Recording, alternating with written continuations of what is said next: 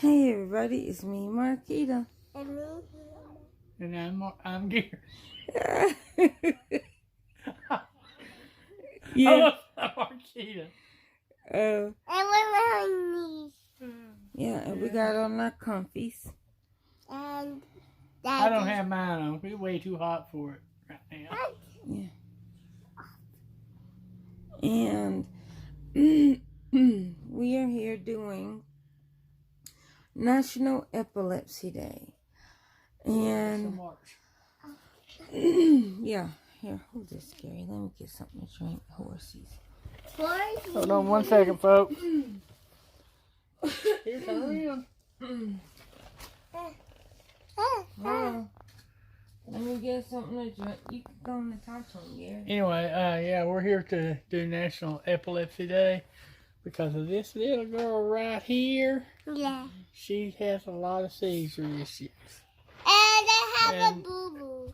Oh, and you got a boo-boo too? Yeah. But yeah, so we understand the need for the awareness of epilepsy.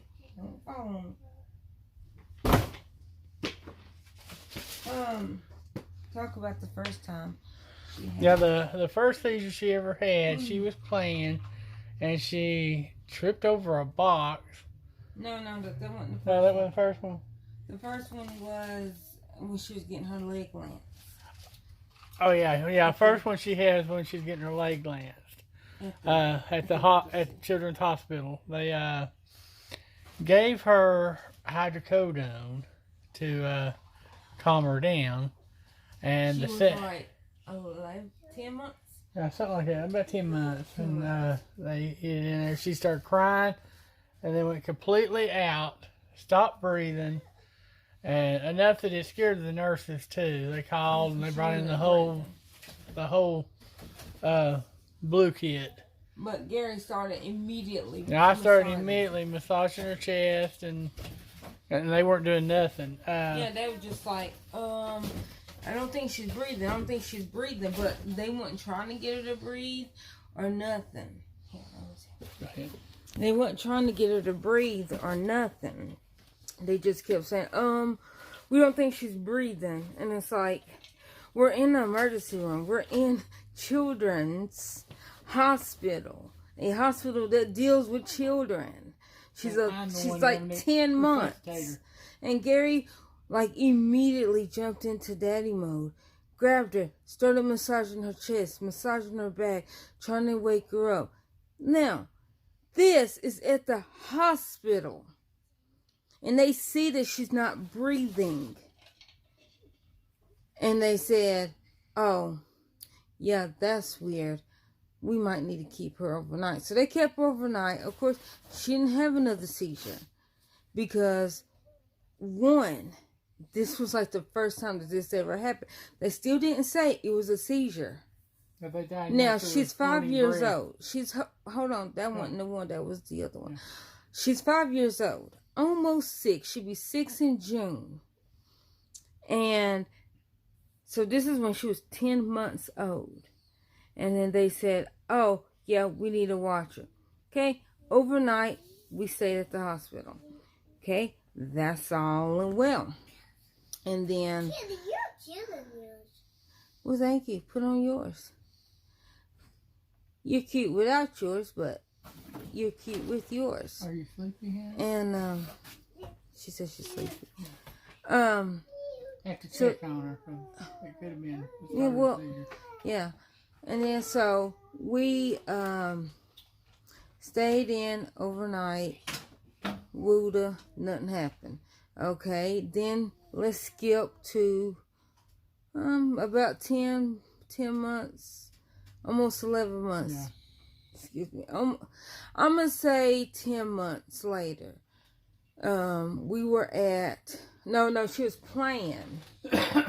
And she was playing at the house, and she fell in the box, and she cried out all her air and passed out. And we immediately jumped up, and because she wasn't breathing, and I have a video on my page. Who is it? I don't know who that is. I have a video on my page of the girls. Well, it's not of the girls playing. It's like I say in the video, because I was about to pick up my phone to start recording, because they were doing something. I think they was like having a concert or something, and I remember saying in the video, "Oh man, if I would have just picked up my camera sooner, to film them,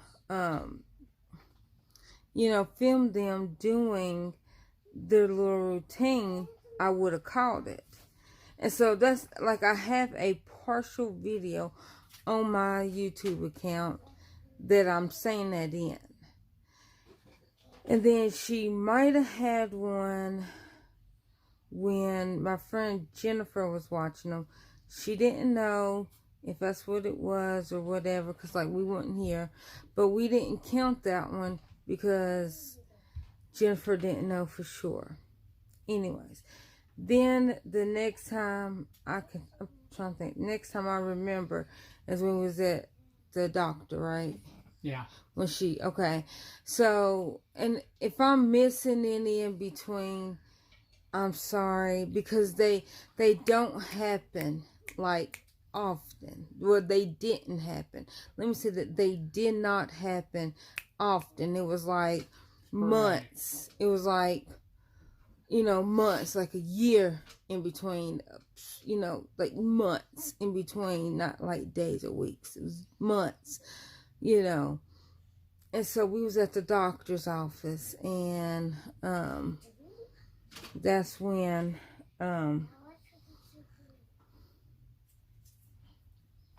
she's snoring. Yeah.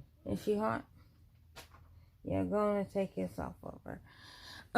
So we was at the doctor's office, and that's when and this is a specialist, and so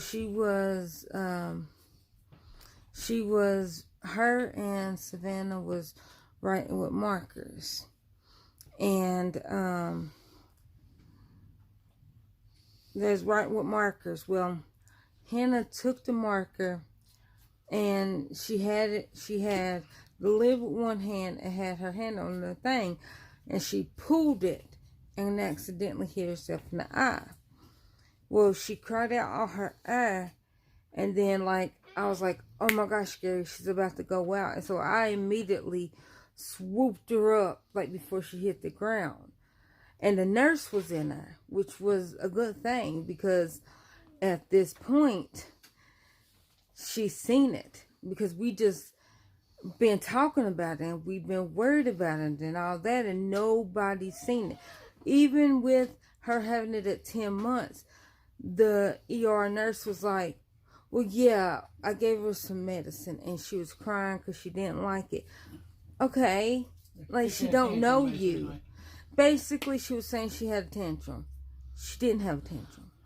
But anyways, that's what they kept saying, holding breath, holding breath, holding breath, because they're like, no, every time she had it, she was crying because she was upset.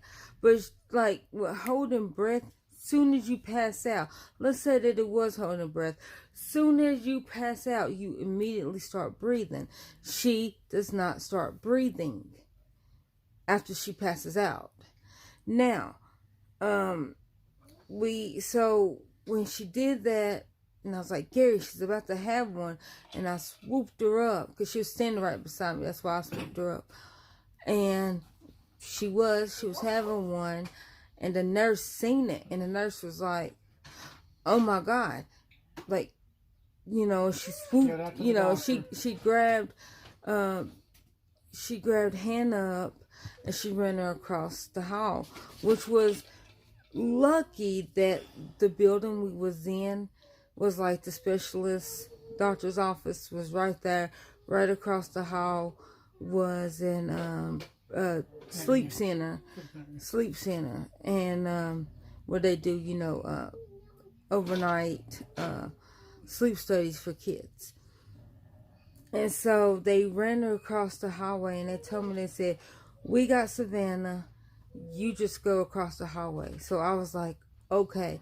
So I immediately ran across the hallway. Even though I did not want to leave Savannah, I did because I was worried about Hannah. About time we got over there, Gary still had her. They was hooking up, the little tube for all that. Then she started fighting, which that was like the first time that has ever happened when she was coming out, that she was fighting. Because once she sees Gary's face, or once she sees my face, she's calm. She comes out of it. She's still a little groggy. She open up her eyes and she go back to sleep. And usually she would sleep for like 6 hours straight afterwards, because it wears her out. But this one time, it's the time that she woke up, she seen Gary's face and everything, and she started fighting. Trying to get away. Like, she was trying to get away, and she was fighting, and we were just like, oh my gosh. And they go, oh, that's normal with seizures. And we're like, no, this is the first time she has ever did that. Like, this is new. And so, and at this time, the specialist doctor is on the phone with Hannah's neurologist. Now, what the neurologist says is, okay, we'll just, and what made it so bad is 3 days later, like 3 days after this said appointment, we were supposed to go to the neurologist, and she was going to take Hannah off the seizure medicine. And so it was by the grace of God that this happened, because and at this time it was like a year that Hannah did not have any episodes or anything. So that's why she was like, okay, well, I'm just gonna take her off at her next appointment, because she's haven't had one in basically a year. Okay. And so, like I said, this happened 3 days before that doctor's appointment. And so we got in the very next day. She worked us in, and she seen it. She goes, well, it was just holding breath. And we go, no, it was not holding breath. Like, we're mad because the doctor, the specialist doctor that is specialized in kids, is saying, I see, like, I am looking at her and she's starting to come out of it, and she's starting to breathe on her own. Like, and at this time, she, like, we're massaging her chest, like, massaging her back, trying to get her, get her body to work.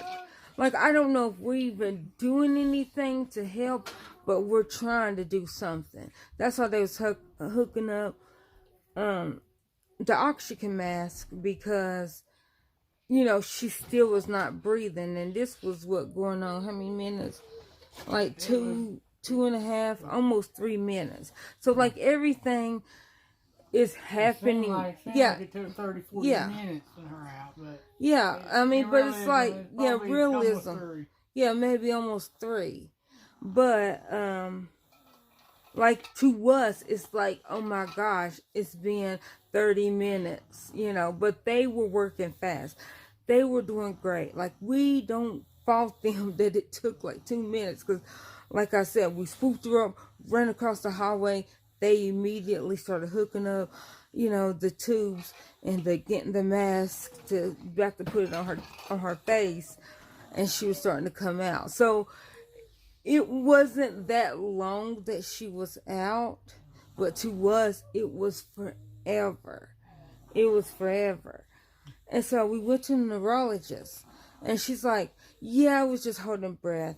I still don't think it was a seizure. I want to take her off her medicine. I'm like, no, I don't want her off her medicine, because that was a seizure. Like, we know it's a seizure. It was seen by an actual nurse and doctor. And this doctor has been knowing them since they were, what was it, 3 days old? No, not 3 days, because she didn't see him in the hospital. No, because Margie took us to our first appointment. Was it? No. I know she was hard to get into. Yeah, it was like 2 weeks. I think since they were 2 weeks old. She's been seeing them because remember she works in sin because of everything. But so we got in to see. I'm gonna say 2 weeks. It might have been closer to a month, like what Gary said. I'm just remembering when we went. Like I was so sleep deprived, but we went to the appointment. And so that's what happened, and we went, and but so this woman's been seeing her since they were 2 weeks old. Okay, can you please stop yelling? Okay, bye. We'll get out later. Bye. Thank you. On the floor.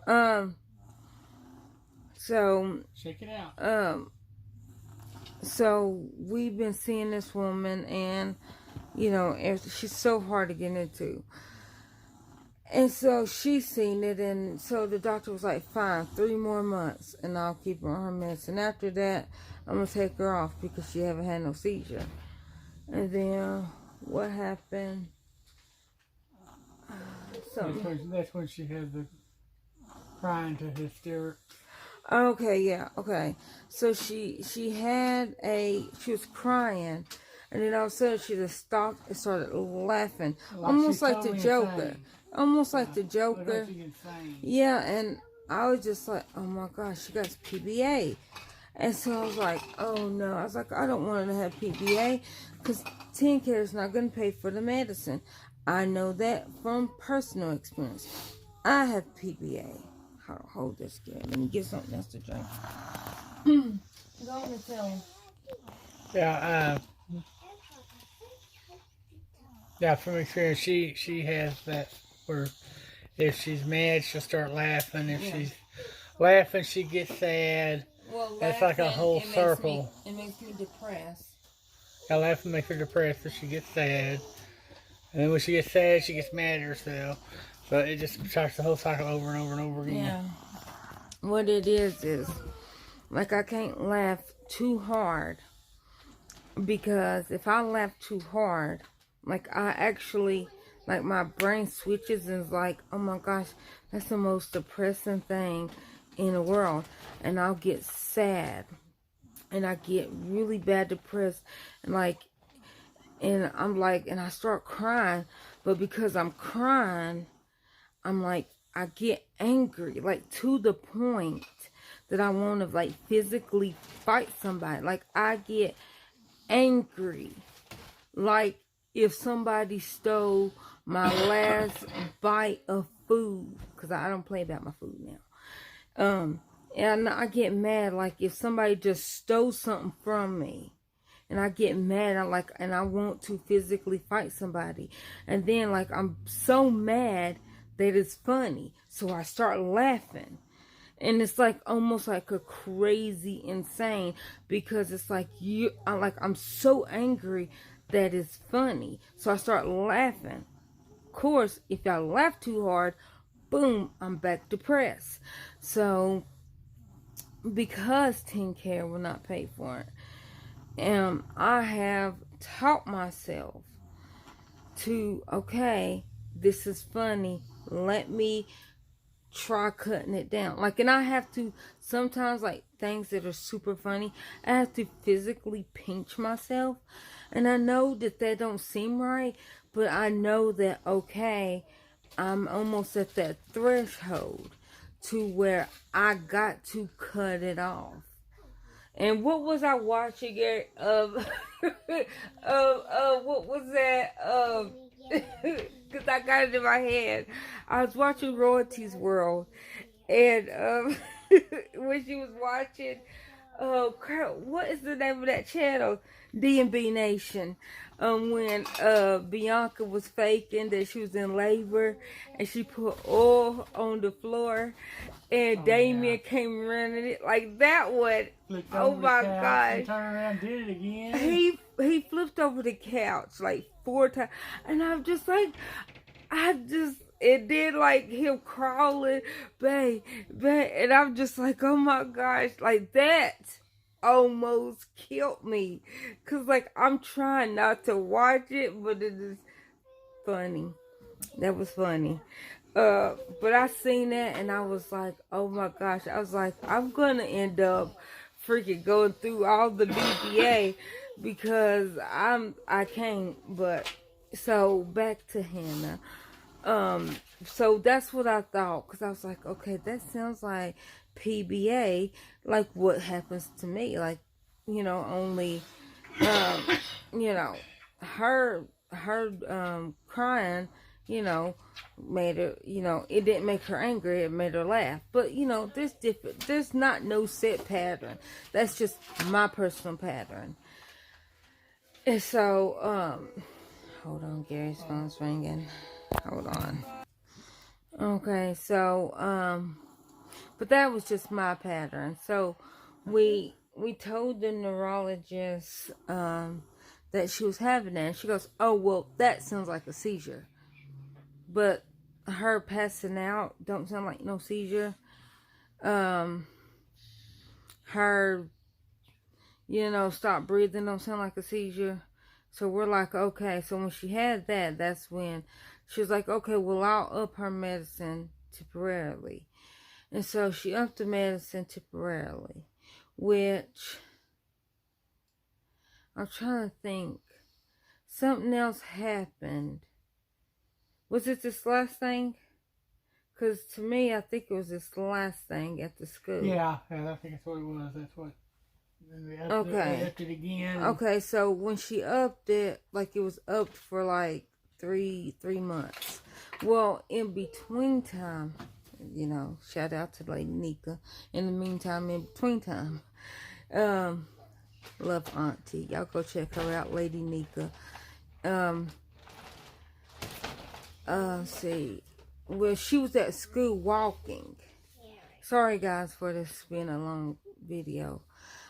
She was walking, and then all of a sudden, and this is the story that we got, and I think I even had another video saying this, that she was at she was walking, like it's at the end of the day, and what they told us, cause like, okay, what happened was, we go pick them up, and we're waiting in line, and they bring out Savannah, and so Gary went and got him, and they told Gary, oh, well, we don't know where Hannah's at. And it's like, okay, you don't know where my daughter's at? Like, you don't know where my 5-year-old daughter is at. And you expect to bring me one of my kids, but not both of my kids? Excuse me.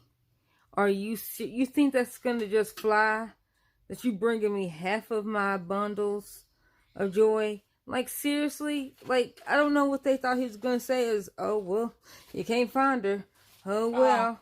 Yeah, it's like, okay, like, what do you mean you can't find her? So they went back in to find her. They finally found her. And they was like, oh, yeah, she went to the wrong side of the building, and she was propped up against the wall asleep. And it's like, okay. How long has she been on that side? Like, how long has she been over there since y'all couldn't find her? Like, because if it just happened, how was she over there? And so then that's when they said, oh, well, she was walking in, or what was it? Was it a teacher or was it a kid? Yeah, the substitute teacher that was there said that she was walking along just fine. She kind of fell behind, leaned up against the wall, slid down, and she went to sleep. And went to sleep. Now, does that even sound right? That a kid is walking, stops, and leans against the wall, slides down, and goes to sleep. And y'all are walking y'all walking to the gym for her to be sitting, to be picked up. And you keep walking and leave my kid sleep against a wall? Excuse me. Are you serious? Does that even sound right? So yeah, that happened. And then when Gary did get her, she couldn't talk. Like and at that point, he was sitting there asking her stuff, and she could shake her head yes or shake her head no, but she could not physically talk. And then about the time they got in, seen the nurse, what was she starting to say? Well, when we got in there, that's when she started doing she could shake her head yes and no, and yeah. Then she'd start moving her mouth, but nothing would come out. Yeah. But she's trying to form a word, it just wouldn't come. And the nurse suggested we go ahead and take her to the ER. So that's I got her in the car and rushed her over to the ER. By then, she came out of it. She could talk. She was laughing and cutting up and fine. And then that's when we told the neurologist, and she moved us up, but she also wanted to do an overnight EEG. So she did the overnight EEG. And we've not heard the official thing from her yet, but she had another one. We took her to the ER. She had an absent seizure this time, just kind of staring. So we took her to the Which, if I can, I will get that video off of Gary's phone and link it to the end of this one of her absent seizure. And when we went there, they pulled up the records and they said that she was definitely having a seizure. It's the front part of her brain that affects her eyes. So absent seizure would say how the nurse said it, like that it's her eyes well, and then her brain well, and then she didn't say nothing. Yeah, she says her eyes well, brain well, and then she walked out. Yeah, and so she wouldn't tell us, but that's what she said. And so when she said when Gary was saying it, I was like, oh my gosh, please don't let her have pseudotumor cerebri, because from personal thing, I have pseudotumor cerebri. And no, I have never had a seizure, knock on wood. But what they told me is seizure disorder, though. Yeah, well, it's a seizure disorder because of what it does. What it does is put fluid on my brain, presses on my octave nerves, and it can make me go blind, or it can make me have a seizure. And different things it could affect. And so that's why at 2 years, when they were 2 years old, I opted for the brain surgery, because I'm like, I have 2 kids now. I can't keep having these headaches. In my headaches, they were never on a routine. It could be 3 months later. It can be a year later. But when they do come, 3 months straight. And I'm a mother. I can't be down for that long. Well, I thought, anyhow. Had brain surgery. 1 turned into 2. And I was down literally for a month. I literally was in bed for a month. And this is going on 4 years later. Because I had it in 2015. I don't want it, Savannah. I had it in 2015, which I started YouTube because I was in bed for a month. So I started looking at YouTube videos, and I made a YouTube page because I want to comment on people's videos. So that's what I did. That's why I became a YouTuber. And then I was like, well, I have a lot of stories that can help people, because not everybody knows what pseudotumor cerebri is. Or if they do know, not everybody has the exact same thing. Not everybody knows about sickle cell trait. Because I have sickle cell trait, but I also have sickle cell crisis and sickle cell episodes. And not many people do if they don't have the full anemia, the full disease, which I do not, thank God. But I am anemic. I do have absorption, minerals and vitamin absorptions. I have the same problems as sickle cell anemics, but I don't have sickle cell anemia. So, that's why I made these videos. It's to help people. I know. But What is that? By me? Yeah, she had stuck her hair right here. Little mama. Anyways, I'm gonna let y'all go. I forgot to even shout out CGG. I'm sorry, CGG. Y'all go check out CGG. Thinking she did a similar video as mine. Y'all go over go over to her page, check it out, support her. What did you tell them that when we took her back after that? The one at school, the neurologist believed she probably had a grandma seizure. Oh no, I didn't say that. But see, she's had all kinds of. She's having all the different kinds of seizures. Yeah, she had like now and so far 3 different ones, possibly 4. So it is very important to be your child's advocate, because we tried to be our child's advocate as much as possible. It's really hard when you are on a state insurance and some of the doctors that you go to that takes your insurance don't really care, because they're like, oh, that's just a state insurance.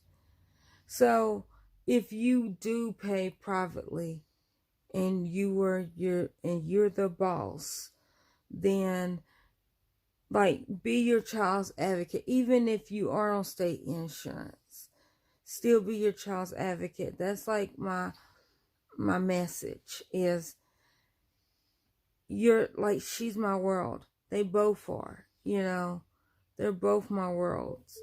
And we tried years to tell these doctors what's wrong, and all they see is, oh, well, it's because y'all their parents, and you think, no, we're seeing these things. This is what's happening. This is what's going on. And it took her, I guess, basically, it took her having that episode at school, basically, for something to be done. Seizures, yeah. Or her laughing hysterically. And I mean, she's 5. This has been happening since she was 10 months old. And she's 5 now. So yeah, be your child's advocate. Even if it's me ruffling a little feathers. Be your child's advocate, even on state insurance. You might not get the help that they need at that moment, but if you keep ruffling feathers, you're going to make them mad, and they're going to try to do things to prove you wrong. And then when you're proven right, they can't say nothing. All they can say is, yes, you were right. Yes, I know I was right. I've been their advocate before they were born. Because if it was up to the doctor, they wouldn't have been born until August, even though they were due July the 15th. First of all, the baby was due July the 15th. We found out that it's not baby, it's babies with an S. And they were due July the 15th. But they measured small. They measured 29 weeks. And the doctor was like, nope, they're due August the 21st, which is oddly my mama's birthday. Not to say that that's odd, but I'm just saying, just coincidentally. So I ruffle feathers, and I'm like, no, they're due July the 15th. And she's like, no. And I'm arguing with this doctor. So she's like, to prove me wrong, she's like, fine, we'll do an amniotic centesis. I'm like, let's do it. My sister was like, whoa, what is that? I'm like, they're going to stick a needle in your stomach, and they're going to get some fluid, and they're going to test to see how, if their lungs are developed and how many months they are. She was like, no, I don't want that to happen. I'm like, well, if not, you're going to be pregnant basically a month longer than you need to be, because you're 27 weeks old. You're 27 weeks and 3 days. And then what happens the next day? They induced her and all that. And they were born at 27 weeks and 4 days. But it was because I was an advocate for them. I was not willing to take that no, just because they are small, that does not mean that they are not the age that they are. And I'm glad I did. I'm glad I did, because no telling what would have happened. Because Hannah was ready a week before they were born. We just didn't know it was twins. We didn't know it was twins. St. Mary's, they're closed now, actually gave her a shot to stop her labor. Because they're like, nope, too early for you to have this baby. And it wasn't too early for her to have the baby. Because at this time, we're thinking it's one baby. Because they didn't give her an ultrasound. All they did is say, oh, there's the baby's heartbeat. Even though she had preeclampsia. Her blood pressure was like, what was it? It was like 150 over 100. Something like that. And she's pregnant. That's preeclampsia. And I said that. And they was like, no, because she don't have history of it. Okay, this is her at the time, this is her 5th child. Yes, with the other 5, maybe not. We know the first 2, she didn't have it. The other 2, we don't know. This is the 5th pregnancy. I'm just saying. But I was an advocate, and I kept on, till I got her. I got on her nerves, and I got on the doctor's nerves. And what happened? My babies were born. My babies are mine. And I've been fighting before they were even born. But that's how you got to be. Because I'm a mother. Even if I didn't give birth to them. I'm a mother, no less. And I will continue to fight for my baby. And ruffle feathers. But that's just me. So if you think that your child or anybody you know is having epilepsy, I'm going to try to link a link in the description below, because this is very important. This is very serious to me. I think my sister was having seizures when she was little, because of stories that we were told that they thought, yeah, they kept saying, oh, well, she got mad. She used to cry, and she used to just hold her breath and pass out. And we used to just stick her in the freezer. That's what they told me. Like, this is in the 80s. She was born in 1980. And this is what they used to do. They go, oh, she's all right. We put her in the freezer, and she wake up, and she'd be all right. It's like, no, that was a seizure. Like, she grew out of it, obviously. But she was possibly having the exact same seizures. So when they said that and it was holding breath, I'm like, no, I think it was a seizure. And when they verified that it was a seizure, I was like, she was having seizures years ago when she was little. But she grew out of hers. She had no choice but to grow out of hers. Either that or being shocked back to life, basically. Because, like, they didn't shut the freezer door. They just, like, wakes her up. Oh, she's up. But I don't fault them. Because, one, the person that was doing it was her great-grandmother. My mama's grandmother. You know, well, my mama, yeah. And so, this is this is her great-grandchild. She don't know nothing but what she knows. And then the other one was, she's my mama's cousin, because my mama's an only child. But I call her my aunt. She was doing it, but she didn't know. She didn't have any kids. I don't think she ever dealt with anything like this. So, I don't fault either one of them, because the information was not out there. Things were not known. But if you know better, do better. Now she knows. And I told her, I was like, just in case XYZ. This is the cousin or my aunt. If you know XYZ is happening, then you know that, okay, this could potentially be a seizure and not just a tantrum.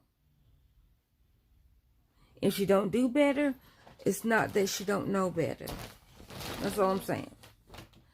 But anyway. The neurologists don't know better, obviously. Yeah. Because they kept diagnosing her with holding breath valve. Yeah.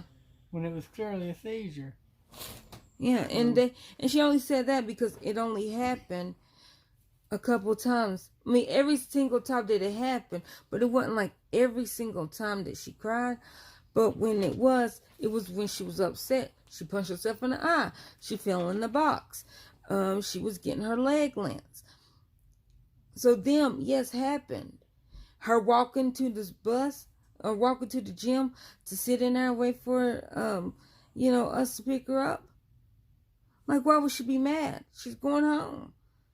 Like, why would she be mad? So, no, I don't accept that. Because she's upset a lot of times and she cries. But it's like, if it happened every single time, then maybe. Or maybe her brain can't connect that, okay, this is sad and not, I'm needing to die. Like, I don't know. Yeah. But I'm going to let y'all go because this is a long video. Hopefully y'all staying around for the whole thing. If not, I totally understand. But y'all have a blessed day and y'all take care. Subscribe. Yeah, and subscribe. And don't forget to check out CGG's channel. All right, bye.